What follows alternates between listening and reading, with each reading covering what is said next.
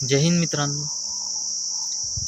ही सरकार भविष्य विकणारी सिस्टम बनली आहे. एका विद्यार्थ्याचं स्वप्न, एका आईवडिलांच्या आयुष्यभराची कमाई आणि लाखो विद्यार्थ्यांच्या मेहनतीवर कुणीतरी लाखो करोडोंचा व्यापार करत होतं.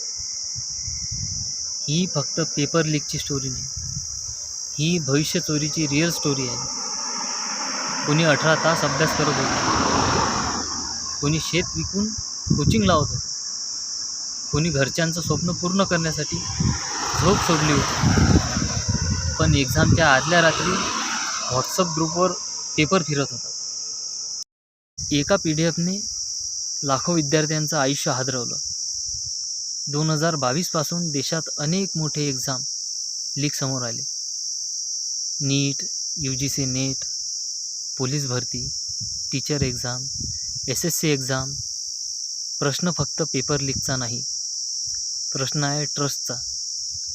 कारण गरीब मुलगा मेहनतीवर विश्वास ठेवतो, पण सिस्टम जर पैशावर चालत असेल तर मेहनत हरते.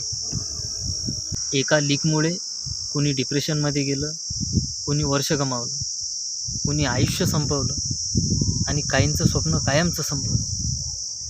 एका आईला वाटतं माझा मुलगा ऑफिसर बनेल, एका वडिलांना वाटतं माझा मुलगा आपलं आयुष्य बदलेल. पण जेव्हा पेपर आधीच विकला जातो तेव्हा विद्यार्थी हरत नाही, हरते संपूर्ण देशाची मेरिट सिस्टम. पण अजूनही लाखो विद्यार्थ्यांनी हार मानलेली नाही, कारण त्यांना माहीत आहे पेपर लीक होऊ शकतो, पण मेहनतीची किंमत कधीच लीक होत नाही. देश बदलायचा असेल तर एक्झाम नाही, सिस्टम साफ करावी लागेल.